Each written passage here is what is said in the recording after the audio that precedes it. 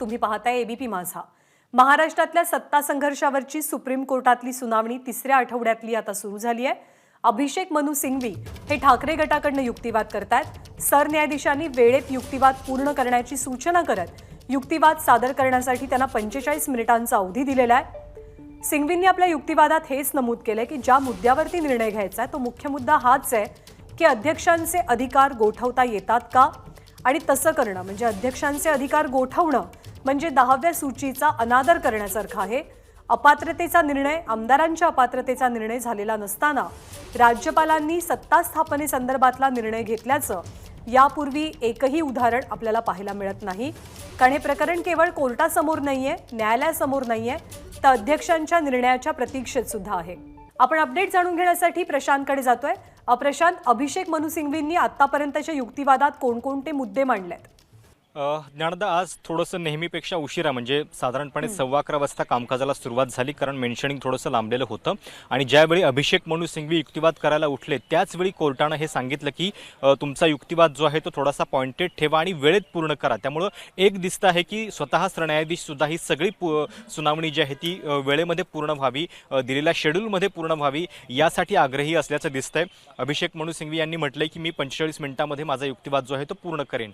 आणि आज सुरुवात कशावरती केलेली आहे अभिषेक मनु सिंघवी यांनी, तर वारंवार हे जे म्हटलं जातं ना की महाराष्ट्राच्या या प्रकरणाचे खूप गंभीर परिणाम भविष्यामध्ये होणार आहेत, तर अभिषेक मनु सिंघवी कोर्टाला हे सांगतायत की या केसमधून जे गंभीर प्रश्न निर्माण झालेले आहेत आणि भविष्यामध्ये अशा घटना घडू नयेत, चुकीच्या घटना घडू नयेत यासाठी आपल्याला 4-5 मुद्द्यांवरती लक्ष द्यावं लागणार आहे। आणि ते 4-5 मुद्दे सगळ्यात पहिल्यांदा ते कोर्टाला सांगतायत। सगळ्यात पहिल्यांदा त्यांचा मुद्दा आहे की तुम्ही अशा पद्धतीने इतक्या सहजपणे एखाद्या विधानसभा अध्यक्षाला डिसेबल्ड म्हणजे त्याचे हात बांधून ठेवू शकणार आहात का, आणि भविष्यामध्ये सुद्धा असंच होत राहणार आहे का की केवळ एक नोटीस पाठवली जाईल अविश्वासाची आणि त्याच्यानंतर त्यांना अपात्रतेसंदर्भातला कुठलाही निर्णय जो आहे तो घेऊ दिला जाणार नाहीये। दुसरं ते सांगतायत की सुप्रीम कोर्टानं ज्या पद्धतीनं एक हस्तक्षेप केलेला आहे अध्यक्षांच्या अधिकारामध्ये की त्यांना या तारखेपर्यंत निर्णय जो आहे तो घेता येणार नाही किंवा मुदत वाढवून दिली, तर अशा पद्धतीचं सकारात्मक असेल किंवा नकारात्मक सुप्रीम कोर्टाचं जे हस्तक्षेप करण्याचं जे पाऊल आहे ते भविष्याच्या दृष्टीने योग्य आहे का, कारण अशा पद्धतीनं जर आपण त्यांच्या कामकाजामध्ये दखल देत राहिलो तर हे चुकीचं आहे। दुसरं म्हणजे ज्या पद्धतीनं राज्यपालांनी याच्यामध्ये विश्वासदर्शक ठराव नसताना थेट फ्लोर टेस्ट करायला सांगितलेली आहे। म्हणजे जेव्हा निवडून आलेलं सरकार असतं तर ते खाली खेचण्यासाठी एकमेव मार्ग असतो तो म्हणजे विश्वासदर्शक ठराव विधानसभेमध्ये आणावा लागतो, पण या ठिकाणी ते झालं नाही। त्याच्या आधीच फ्लोर टेस्ट जी आहे ती करायला सांगितली राज्यपालांनी। त्यामुळे राज्यपालांनी हे करणं योग्य आहे का? आणि दुसरं म्हणजे एक प्रकारे एकनाथ शिंदे यांना शपथ देऊन शिवसेनेतली जी फूट होती ती राज्यपालांनीच रिकॉग्नाइज केली। म्हणजे अभिषेक मनु सिंघवी यांचं म्हणणं आहे की आपण जर असं म्हणतो की ही फूट रिकॉग्नाइज करणं हे निवडणूक आयोगाचं काम आहे, हे कोर्टाचं काम नाहीये, तर मग जे कोर्टाचं सुद्धा काम नाहीये ते राज्यपालांनी कसं काय केलं हा त्यांचा सवाल आहे। आणि या दृष्टीनं एक वारंवार जे म्हटलं जातं की महाराष्ट्राच्या प्रकरणाचे खूप गंभीर परिणाम भविष्यामध्ये होऊ शकतात, तर हे भविष्यातले परिणाम रोखण्यासाठी किंवा हे परिणाम कुठले कुठले आहेत की ज्याच्यातून या वाटा मोकळ्या होत आहेत भविष्यामध्ये अशी सहजपणे सरकार कोसळवण्यासाठी, ते अभिषेक मनु सिंघवी कोर्टाला सांगतायत। आणि साधारणपणे 4-5 मुद्दे त्यांनी आतापर्यंत हे कोर्टाला सांगितलेले आहेत। कपिल सिब्बल यांच्या युक्तिवादामध्ये सुद्धा राज्यपालांची संपूर्ण प्रकरणातली भूमिका कशी बरोबर किंवा कशी चूक हे मुद्दे त्यांनी अधोरेखित केलेले होते। आणि आता सुद्धा अभिषेक मनु सिंघवी यांनी जेव्हा आपला युक्तिवाद सुरू केलाय तेव्हा राज्यपालांची सत्ता स्थापनेच्या वेळची भूमिका ते अधिक अधोरेखित करून सांगतात। पक्षातल्या फुटीला एक प्रकारे राज्यपालांकडून मान्यता दिली गेली, कारण त्यांनी एकनाथ शिंदेंना शपथ दिली। घटनात्मक पदावरती असलेल्या व्यक्तीकडनं झालेली ही चूक असल्याचं त्यांनी आपल्या युक्तिवादात नमूद केलंय। 21 जूनला शिंदेंनी अध्यक्षांना पत्र लिहिलं होतं, त्याचा सुद्धा इथे वेळोवेळी उल्लेख केला जातो। आणि या पत्रात अजय चौधरींची नियुक्ती गटनेता म्हणून चुकीची असल्याचं नमूद आहे। अपात्रतेचा निर्णय पेंडिंग होता, अपात्रतेचा निर्णय झालेला नव्हता, तरी सुद्धा अशा परिस्थितीत राज्यपालांनी निर्णय घेऊन बहुमत चाचणीचे आदेश दिले, अविश्वासाचा ठराव आलेला नसताना सुद्धा। आणि त्यामुळे एक प्रकारे राज्यपालांनी आपल्या नियमांचं, आपल्या चौकटीचं केलेलं हे उल्लंघन असल्याचा युक्तिवाद अभिषेक मनु सिंघवी यांच्याकडनं सध्या केला जातोय.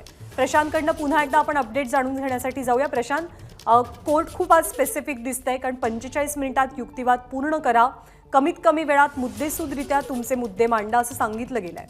नक्कीच ज्ञानदा, खरं तर या आठवड्यानंतर म्हणजे शुक्रवारनंतर पुन्हा एक आठवड्यासाठी सुप्रीम कोर्टाची होळीची सुट्टी आहे. म्हणजे 4 मार्च ते 12 मार्च कोर्टाच्या सुट्ट्या आहेत आणि या आठवड्यामध्ये हे 3 दिवस मंगळवार, बुधवार आणि गुरुवार या सत्ता संघर्षाच्या सुनावणीसाठी राखीव ठेवले गेलेले आहेत. त्यामुळं कोर्टाचा कल हा दिसतोय की कदाचित आजच ठाकरे गटाचा सगळा युक्तिवाद पूर्ण व्हावा.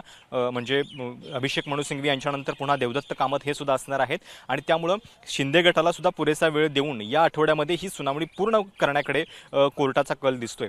आता राज्यपालांच्या भूमिकेवरती पुन्हा एकदा प्रश्नचिन्ह अभिषेक मनु सिंघवी करतायत आणि 3-4 पातळ्यांवरती कसं राज्यपालांचं वर्तन पूर्णपणे चुकीचं होतं हे ते सांगण्याचा प्रयत्न करतायत. पहिलं म्हणजे त्यांनी ज्यावेळी अपात्रतेसंदर्भातला एक निर्णय प्रलंबित आहे त्यावेळी यांचं अपात्रतेमुळे निलंबन होणारच नाहीये हे कसं काय गृहीत धरलं, कारण त्यांनी तशा पद्धतीने त्यांना शपथविधीसाठी बोलावलं. दुसरी गोष्ट म्हणजे त्यांनीच एक प्रकारे निकाल दिला की उद्धव ठाकरे यांची शिवसेना ही शिवसेना नाहीये, तर हे जे माझ्यासमोर आहेत एकनाथ शिंदे आणि त्यांचा गट ही खरी शिवसेना आहे. हा निर्णय जो आहे तो त्यांच्याच अधिकारामध्ये त्यांनी देऊन टाकल्याचं दिसतं आहे. आणि दुसरं म्हणजे ज्यावेळी सुप्रीम कोर्टामध्ये असे अपात्रतेसंदर्भातली प्रकरणं प्रलंबित आहेत त्यावेळी राज्यपालांनी हे करणं हे अजून धोकादायक आहे. आणि अशा लोकांना की ज्यांच्यावरती अपात्रतेची कारवाई होऊ शकते त्या लोकांना बोलावणं आणि शपथविधी, तुम्ही या माझ्याकडे मी तुम्हाला शपथविधी देतो अशा पद्धतीनं म्हणणं हे एक प्रकारे पूर्ण घटनेला धरून नाही आहे. आणि त्यामुळं राज्यपालांच्या या एका निर्णयामध्ये किती पातळ्यांवरती घटनाबाह्य कृत्य घडलेलं आहे आणि त्याच्यातून भविष्यात काय परिणाम होऊ शकतात हे अभिषेक मनु सिंघवी या ठिकाणी कोर्टाला सांगतायत. एक शपथ द्यायला राज्यपालांनी परवानगी देणं, त्याचे कॉन्सिक्वेन्सेस म्हणजे त्याचे परिणाम नेमके काय झाले, राज्यपालांच्या एका निर्णयाचे परिणाम नेमके काय झाले, माझ्या मते तेही अभिषेक मनु सिंघवी यांनी आपल्या युक्तिवादात मेन्शन केलेले आहेत. तर काय झालं त्यांच्या मते, राज्यपालांनी हा निर्णय घेतल्यामुळे नेमकी काय चूक झाली किंवा गोष्टी ठाकरे गटाच्या विरोधात कशा गेला हे पटवण्याचा त्यांचा प्रयत्न आहे. ज्ञानदा, अभिषेक मनु सिंघवी यांनी एक अत्यंत इंटरेस्टिंग मुद्दा आता कोर्टासमोर मांडलेला आहे. आपण वारंवार असं म्हणतोय की या सगळ्या घटनापेचावरती नेमकं उत्तर काय आहे, तर अभिषेक मनु सिंघवी पुन्हा कोर्टाला सांगतायत की या सगळ्यावरचं उत्तर काय, असा जो आपल्याला प्रश्न पडतोय त्याचं उत्तर सोपं आहे. राज्यपालांचं हे जे पत्र आहे की ज्या पत्रानं त्यांनी फ्लोर टेस्ट करायला सांगितली तेच मुळामध्ये चुकीचं आहे. ते तुम्ही रद्दबातल ठरवा आणि ते रद्दबातल केलं तर सगळे प्रश्न सुटतात. त्यामुळं पुन्हा एकदा राज्यपालांच्या या भूमिकेवरती ठाकरे गटाने एक आक्रमक युक्तिवाद जो आहे तो या ठिकाणी केलेला आहे. आणि त्यांचं म्हणणं पण हे आहे की समजा जर सुप्रीम कोर्ट पात्रता आणि अपात्रतेच्या निर्णयामध्ये पडत नाही, पात्रता आणि अपात्रतेचे निर्णय जे आहेत ते शेवटी विधानसभा अध्यक्षांना घ्यायचे असतात, या केसमध्ये सुप्रीम कोर्टानंच ते घेऊ दिले गेलेले नव्हते. त्यामुळं जर समजा घड्याळाचे काटे उलटवायचे तर ते नेमके कसे उलटवायचे हा जो पेच तुम्हाला पडलेला आहे, तर त्याच्यावरती एक सगळ्यात सोपं उत्तर अभिषेक मनु सिंघवी या ठिकाणी सांगतायत. ते म्हणतायत की सुरुवात या सगळ्याची जी झाली ती राज्यपालांच्या पत्रामुळे झाली. या पत्रामध्ये त्यांनी फ्लोर टेस्ट घ्यायला सांगितलेली होती की जी पूर्णपणे चुकीची आहे, त्याचे खूप गंभीर परिणाम घडत गेले. आणि याच राज्यपालांच्या पत्राचा म्हणजे 4-5 परिणाम होते, त्याच्यातला शेवटचा परिणाम होता की ज्याच्यामुळं नव्या विधानसभा अध्यक्षांची निवड झाली. त्यांचं कोर्टाला म्हणणं आहे की जर तुम्ही अपात्रतेच्या आणि पात्रतेच्या मुद्द्यात पडू शकत नाही, ते शेवटी अध्यक्षांचे अधिकार असतात, तर तुम्ही हे राज्यपालांचं पत्र नक्की रद्दबातल करू शकता. कोर्टाला ते अधिकार आहेत. आणि या एका पत्रानं जर इतक्या सगळ्या गोष्टी निर्माण केल्या असतील, घटनाबाह्य कृत्य केले असतील, तर तुम्ही सुरुवात जी आहे ती राज्यपालांच्या पत्रापासून करा आणि ते पत्र रद्दबातल ठरवा. बरोबर सगळ्या गोष्टी ज्या आहेत त्या म्हणजे मागे जातील आणि त्यानुसार जे चुकीचं होतं त्याला एक प्रकारे पुन्हा पूर्ववत करता येईल, असा अभिषेक मनु सिंघवी यांचा या ठिकाणी युक्तिवाद आहे. बरोबर आहे, कारण राज्यात एक नवीन सरकार, नवे मुख्यमंत्री, नवे अध्यक्ष अस्तित्वात आलेले आहेत. 8-8.5 महिन्यांचं कामकाज त्यांनी पाहिलेलं आहे. त्यामुळे घड्याळाचे काटे उलटे फिरवणं हे केवळ आता अशक्य आहे, हे कोर्टानं सुद्धा याआधी वेळोवेळी नमूद केलेलं आहे. पण आज अभिषेक मनु सिंघवी पुन्हा एकदा राज्यपालांच्या अधिकारांसंदर्भात आपले मुद्दे सुप्रीम कोर्टासमोर मांडतायत, युक्तिवाद करतायत. राज्यपालांनी एक पत्र दिलं आणि त्या पत्राचे परिणाम नेमक्या सत्ता संघर्षात कसे झाले आणि त्याची परिणिती कशात झाली हे सांगण्याचा त्यांचा प्रयत्न आहे. राज्यपालांनी एक प्रकारे जणू काही या पत्राच्या माध्यमातून या सगळ्या आमदारांना जे शिंदेंसोबत होते की तुम्ही माझ्याकडे या, मी तुम्हाला शपथ देतो, अशा पद्धतीचं आमंत्रण दिल्याचं मनु सिंघवींनी कोर्टात सांगितलं. राज्यपालांचे त्यावेळचे संकेत हे घटनात्मक नियमांना पायदळीत उडवणारे होते असा मुद्दा मांडताना 30 तारखेला जो शपथविधी पार पडला, राज्यपालांनी घेतलेल्या निर्णयाचा तो परिणाम होता. आणि सगळ्यात महत्त्वाचा मुद्दा म्हणजे विधानसभा अध्यक्षांच्या निवडीचा, राहुल नार्वेकरांच्या निवडीचा. प्रशांतकडे अपडेट्स आहेत, प्रशांतकडे जातोय. ज्ञानदा अभिषेक मनु सिंघवी यांच्या युक्तिवादातला एक मुद्दा खूप जोरकसपणे ते मांडतायत. त्यांचं म्हणणं आहे की या संपूर्ण घटनापेचावरती निर्णय काय घ्यायचा असेल तर तो सुप्रीम कोर्टानंच घ्यायला पाहिजे.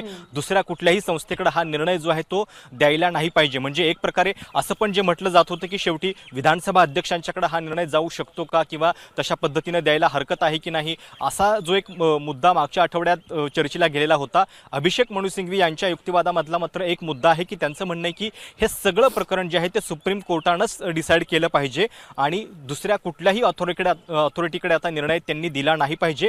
आणि ते कसं करता येईल याचं सुद्धा त्यांनी सांगितलेलं आहे कोर्टाला उत्तर. त्यांचं म्हणणं आहे की हे सगळे मुद्दे जे आहेत ते घटनात्मकदृष्ट्या खूप गंभीर परिणामाचे आहेत. कोर्टानं याचा विचार केला पाहिजे आणि केस टू केस याच्यामध्ये सगळ्या गोष्टी ज्या आहेत त्या बदलत जातात आणि मुळामध्ये जे करायचे ते पूर्णपणे कोर्टाच्या न्यायक्षेत्रामध्ये आहे. म्हणजे अध्यक्षांच्याकडे निर्णय देताना तो एक प्रश्न आहे की कोर्टाला हे करता येतं की नाही, किंवा समजा जर अध्यक्षांना निर्णय घ्यायला सांगितला तर त्याला वेळेची मर्यादा सुद्धा कोर्ट लावू शकत नाही. म्हणजे याच कालावधीमध्ये घ्या किंवा 7 दिवसात घ्या, 3 महिन्यात घ्या, असा सुद्धा एक जो प्रस्ताव आलेला होता कपिल सिब्बल यांच्या युक्तिवादामध्ये. पण असे काही डेडलाईन जी आहे ती कोर्ट अध्यक्षांच्या निर्णयाला देऊ शकत नाही. अभिषेक मनु सिंघवी यांचं म्हणणं आहे की मुळामध्ये या सगळ्यामध्ये न पडता तुम्ही राज्यपालांचं जे पत्र आहे ते रद्दबातल करा, कारण याच पत्रानं सगळ्या घटनांना सुरुवात झालेली होती आणि त्यामुळं राज्यपालांचं पत्र रद्दबातल करणं हे तुमच्या कार्यक्षेत्रामध्ये, तुमच्या अधिकारामध्ये आहे आणि ती गोष्ट तुम्ही नक्की करू शकता, ज्या अंतर्गत 27 जूनच्या आधीची जी पोझिशन आहे की जी सुप्रीम कोर्टानं खरं तर हा सगळा पेच निर्माण केलेला आहे 27 जून आणि 29 जूनच्या निकालामुळं, असं अभिषेक मनु सिंघवी वारंवार म्हणतायत या संपूर्ण सुनावणीच्या दरम्यान. तर त्यांचं म्हणणं आहे की जर आपल्याला स्थिती पूर्ववत करायची असेल तर तुम्ही राज्यपालांच्या पत्रानंच ती करा आणि केवळ सुप्रीम कोर्टाने या सगळ्या संदर्भातला निर्णय घ्यावा, दुसऱ्या कुणावरही हा निर्णय सोपवू नये, हे सुद्धा त्यांचं म्हणणं आहे. 27 जून 2022ची परिस्थिती जैसे थे ठेवावी अशी विनंती कोर्टाकडे अभिषेक मनु सिंघवी यांनी केली आहे. प्रशांत, एक विचारायचे की या सगळ्या प्रक्रियेदरम्यान अर्थात तुझंही अनेक कायदेतज्ञांशी बोलणं झालेलं असेल, खरंच या परिस्थितीमध्ये ठाकरे गटाकडनं जो युक्तिवाद होतोय की सगळे निर्णय या प्रकरणातले सुप्रीम कोर्टानंच घ्यावेत, तर निवडणूक आयोग याच्यामध्ये इन्व्हॉल्व आहे, अध्यक्षांचे अधिकार आहेत, राज्यपाल आहेत, सुप्रीम कोर्ट खरंच हे निर्णय घेऊ शकतं का? तसे अधिकार कोर्टाकडे आहेत का? नक्कीच. खरं तर जूनपासून हे प्रकरण सुरू आहे आणि दरम्यानच्या काळामध्ये काही गोष्टी घडत गेलेल्या आहेत की ज्याच्यामुळे हे प्रकरण जास्त किचकट बनलेलं आहे. आता हे किचकट कशामुळे बनलेलं आहे तर ते एक प्रकारे सुप्रीम कोर्टाच्या सुद्धा भूमिकेमुळे बनलेलं आहे असं म्हणायला जागा आहे. कारण एक नक्की आहे की निवडणूक आयोगाचा निर्णय जो आहे तर तो या संपूर्ण केसच्या सुनावणीच्या दरम्यान होऊ देऊ नका, तो थांबवा, जेव्हा निकाल येईल त्याच्यानंतर निवडणूक आयोगाकडे हे प्रकरण सोपवा, असं देखील पहिल्यापासून म्हटलं जात होतं. ही मुभा निवडणूक आयोगाला कोणी दिली तर ती सुप्रीम कोर्टानंच दिली आणि निवडणूक आयोगानं आता अंतिम निकाल सुद्धा देऊन झालेला आहे. म्हणजे बाकीच्या केसमध्ये जर आपण बघितलं, चिराग पासवान आणि त्यांच्या काकांची जी केस आहे त्याच्यामध्ये 2-2.5 वर्ष झालेली आहे, अजूनही निवडणूक आयोगाचा अंतिम निकाल आलेला नाहीये. पण महाराष्ट्राच्या बाबतीत 7 ऑक्टोबरला हे प्रकरण निवडणूक आयोगाकडे गेलं आणि साधारणपणे फेब्रुवारी महिन्यामध्ये म्हणजे 4-5 महिन्यामध्येच त्याचा अंतिम निकाल जो आहे तो निवडणूक आयोगानं लावला. आता हे सगळं जे घडलेलं आहे ते सुप्रीम कोर्टानंच एक प्रकारे मुभा दिलेली आहे आणि त्यामुळं जेव्हा हा प्रश्न निर्माण केला जातो की आता मागे कसं जायचं, तर मुळामध्ये इतकं पुढं सुद्धा हे प्रकरण सुप्रीम कोर्टानंच येऊ दिलं गेलेलं आहे, त्यांच्याच भूमिकामुळे आलेलं आहे, हे ठाकरे गटाचे वकील कोर्टाला सांगतायत. आणि त्यामुळं त्यांचं म्हणणं आहे की ज्या क्षणी एखादी गोष्ट कायद्याच्या दृष्टीने चुकीची आहे त्या क्षणी ती चुकीचीच असते आणि तिथंच दुरुस्ती जी आहे ती केली पाहिजे. तुम्ही आता ज्या म्हणजे वारंवार अभिषेक मनु सिंघवींनी पण हे म्हटलेलं आहे की 29 जूनची जी सुप्रीम कोर्टाची ऑर्डर होती त्याच्यामध्ये असं म्हटलेलं होतं की दरम्यानच्या काळामध्ये ज्या काही गोष्टी घडतील त्या अंतिम निकालाच्या परिणामांना अधीन असतील. म्हणजे जे काही अंतिम निकाल असेल त्याच्यावरती मधलं सगळं घडलेलं गोष्टी अवलंबून असतील. मग त्यांचं म्हणणं आहे की सुप्रीम कोर्ट आता अशा पद्धतीने मागे जायला एवढं का घाबरतंय, जर तुम्हीच अशा पद्धतीने म्हटलेला होता की या सगळ्या केसमध्ये जे काही होईल ते अंतिम निकालाला अधीन असेल. आणि त्या दृष्टीनं हा प्रश्न जो आहे तो महत्त्वाचा आहे. आपण अभिषेक मनु सिंघवी यांच्या युक्तिवादातले काही प्रमुख मुद्दे पाहतोय.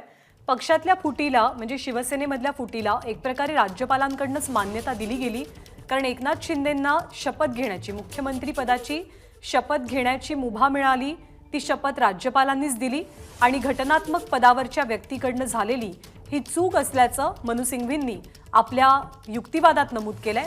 एकनाथ शिंदेंनी अध्यक्षांना लिहिलेल्या पत्रामध्ये अजय चौधरींची गटनेते म्हणून नेमणूक चुकीची असल्याचा उल्लेख केलेला होता। या सगळ्या आमदारांना एक प्रकारे शपथ देण्यासाठी राज्यपालांनीच निमंत्रण दिलं होतं का, असं राज्यपालांच्या पत्रातनं प्रतीत होत असल्याचं मनू सिंघवी म्हणतात आणि राज्यपालांचे निर्णय राजकीय प्रेरणेतनं घेतले गेले असा युक्तिवादही ते कोर्टासमोर करतात। घटनात्मक पदाचे संकेत या संपूर्ण प्रक्रियेत, निर्णय प्रक्रियेत पायदळीत उडवले गेल्याचा उल्लेख मनू सिंघवी यांच्याकडनं करण्यात आलेला आहे।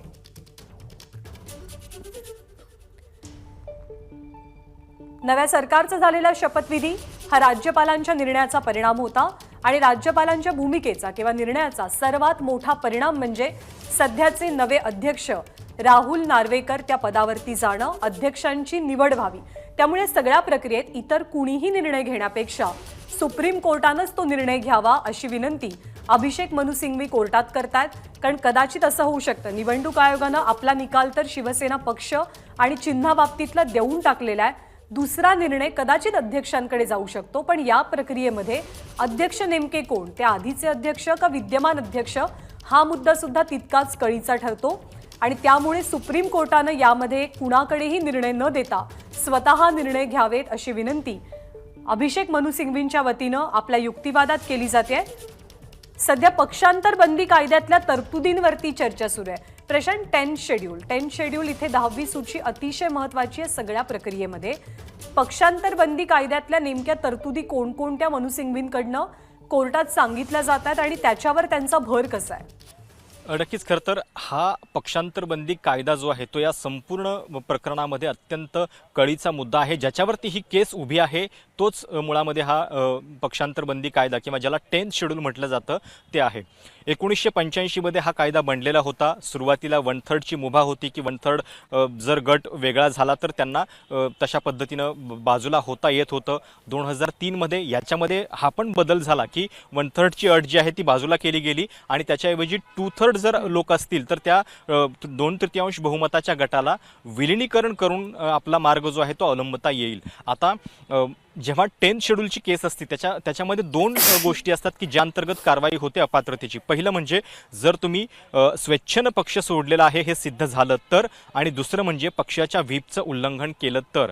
या दोन गोष्टी आहेत आणि स्वेच्छेनं पक्ष सोडणं म्हणजे केवळ राजीनामा देणं नव्हे तर त्याच्यामध्ये खूप म्हणजे वेगवेगळ्या गोष्टी त्याच्यामध्ये इन्क्लूड होऊ शकतात की कुठल्याही कारणामुळं तुम्ही पक्ष सोडलेला आहे हे जर सिद्ध झालं, म्हणजे अगदी दुसऱ्या पक्षाच्या राजकीय सभेला गेला जसे शरद यादव गेलेले होते किंवा राज्यपालांच्या सोबत शपथविधीसाठी म्हणून पत्र द्यायला गेला जसं की कर्नाटकच्या केसमध्ये गेलेले होते, तर या अशा गोष्टींमधून सुद्धा पक्षाच्या विरोधात काम केलेलं आहे, तुम्ही पक्ष स्वेच्छेनं सोडलेला आहे असं सिद्ध होत असतं। आणि या केसमध्ये, महाराष्ट्राच्या केसमध्ये असं म्हटलं जात आहे की 20 जूनला विधान परिषदेची निवडणूक संपल्यानंतर शिंदे गटाचे सगळे आमदार सुरतला गेले आणि त्याच्यानंतर ज्या 2 बैठका बोलावल्या गेलेल्या होत्या 21 आणि 22 तारखेला, त्या बैठकांना हे उपस्थित राहिले नाहीत, त्यामुळे त्यांना व्हीप जो आहे तो बजावला गेलेला होता आणि इथं त्यांनी शिवसेनेचा पक्ष स्वेच्छेनं सोडलेला आहे हे सिद्ध होतं। हा ठाकरे गटाचा युक्तिवाद आहे। आता या आधारावरती त्यांच्यावरती अपात्रतेची कारवाई व्हायला पाहिजे, पक्षांतरबंदी कायद्यामध्ये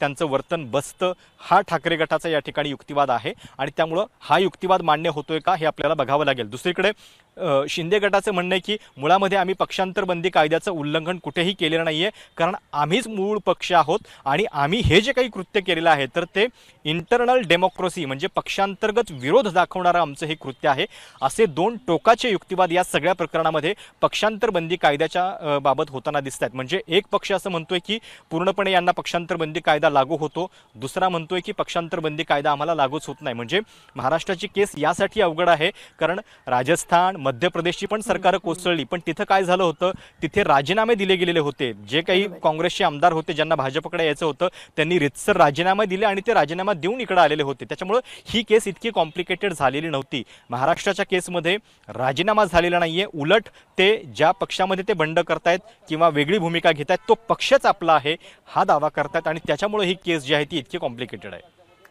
पक्षांतर बंदी कायद्यातल्या नेमक्या तरतुदी काय हे या प्रकरणामध्ये अतिशय महत्त्वाचं बनतंय प्रशांतनं सांगितल्याप्रमाणे. कारण राज्यपालांची भूमिका आणि सोबतच अध्यक्षांचे अधिकार यानुसार शिंदे गटाकडे तेव्हा नेमके कसे किती अधिकार होते, कोणत्या अधिकारांतर्गत त्यांना शपथविधीसाठी पाचारण करण्यात आलं आणि यामुळे या संपूर्ण प्रकरणाचे निर्णय अधिकार सुप्रीम कोर्टाकडेच राहावेत, कोर्टानंच याविषयीचे निर्णय घ्यावेत अशी विनंती अभिषेक मनु सिंघवींकडनं आपल्या युक्तिवादादरम्यान केली जाते. अपात्रतेची कारवाई जेव्हा एखाद्या आमदारावरती होते किंवा काही आमदारांवरती होते तेव्हा त्यांना पुन्हा निवडणूक लढवणं हे भाग असतं. 6 महिन्याचा कालावधी त्याच्यासाठी मिळतो, अर्थात पोटनिवडणुका लागतात. या संपूर्ण केसमध्ये पक्षांतर बंदी कायदा लागू होतो की नाही हा सगळ्यात मोठा प्रश्न आहे. प्रशांतनं सांगितल्याप्रमाणे इथे कुणीही राजीनामा दिलेला नाहीये. उलट ज्या पक्षावरती आपण नाराज आहोत, ज्या पक्ष नेतृत्वावरती आपण नाराज आहोत, तोच पक्ष आपला आहे याचा दावा त्या गटाकडनं केला गेला आणि अर्थातच निवडणूक आयोगाच्या संपूर्ण निर्णय प्रक्रियेमध्ये एकनाथ शिंदे यांच्यासोबत असलेले आमदार म्हणजे खरी शिवसेना यावर शिक्कामोर्तब झालं. सत्ता संघर्षाची सुनावणी सुरू आहे. दुसरीकडे महाराष्ट्र विधानसभेचं अधिवेशन सुद्धा पार पडतंय. या दोन्ही ठिकाणी काय घडतंय क्षणाक्षणाला याची माहिती आम्ही तुमच्यापर्यंत पोहोचवत राहूच. एबीपी माझा, उघडा डोळे बघा नीट.